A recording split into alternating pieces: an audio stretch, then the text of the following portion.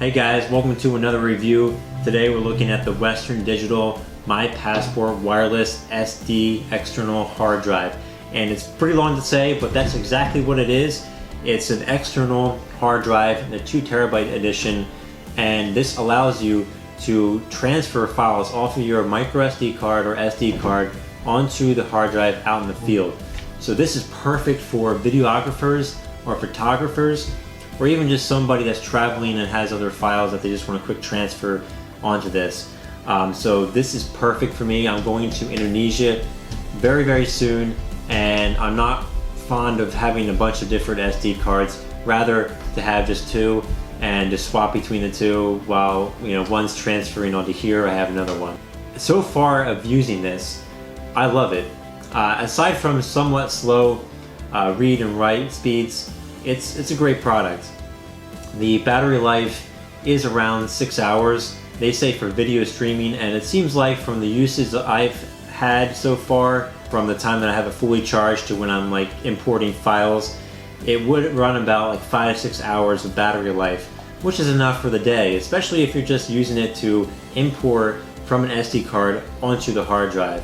Right in the front you have your power button, your USB 3.0, and your WPS button, as well as your slot for your SD card or a micro SD card. You just have to have an SD card adapter.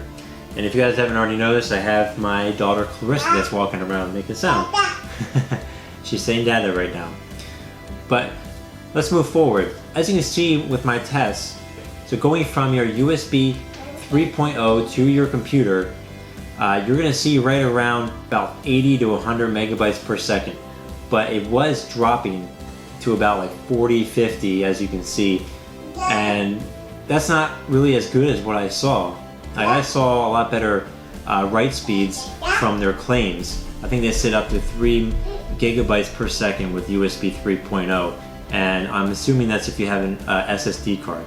These tests are with the hard drive HDD hard disk, and so that's probably what's causing the slower speed. And going from a micro SD card that I've tested, I've had the Samsung Evo micro SD card that I tested for this, and the write speeds for that was about 12 to 12 and a half megabytes per second.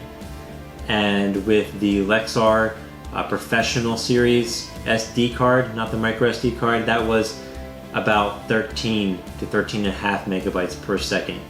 And I was really expecting from the Lexar to have much higher write speeds than that, because they claim to have about up to 150 megabytes per second, and it wasn't any different from a class 10 micro SD card.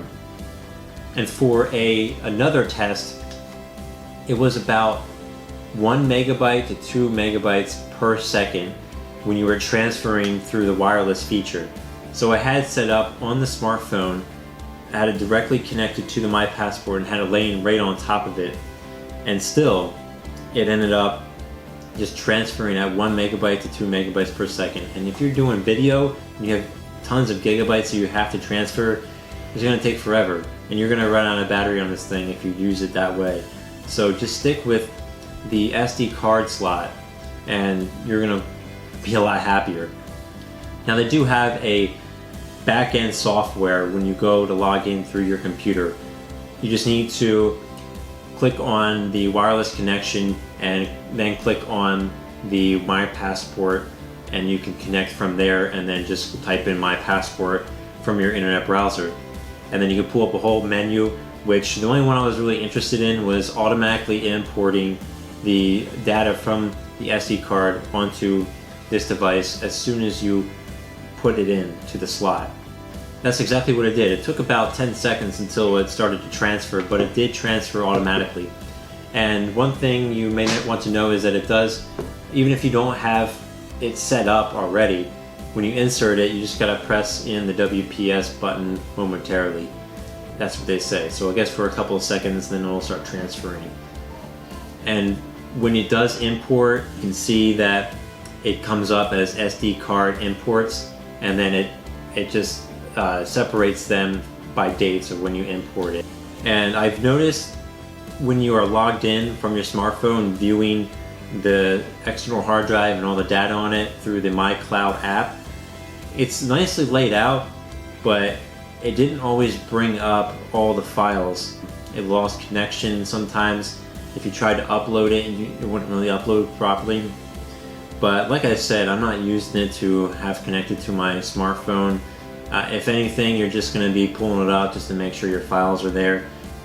So guys, for the last part of my review, my daughter Clarissa is going to join us because she was getting a little bit cranky and she wants me to hold her.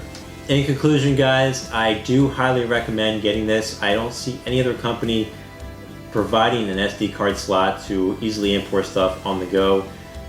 So for videographers and photographers, please get this. I do give this 4 out of 5 stars, and I'm not giving it 5 out of 5 because of some of the glitchiness from the app that they provide the smartphone to external hard drive, and the write speeds aren't as high as what they claim to be. But anyway guys, this concludes my review. Please like and subscribe. And Clarissa, what do you say? Yeah, like and subscribe. And until next time with my next review guys, have a great day.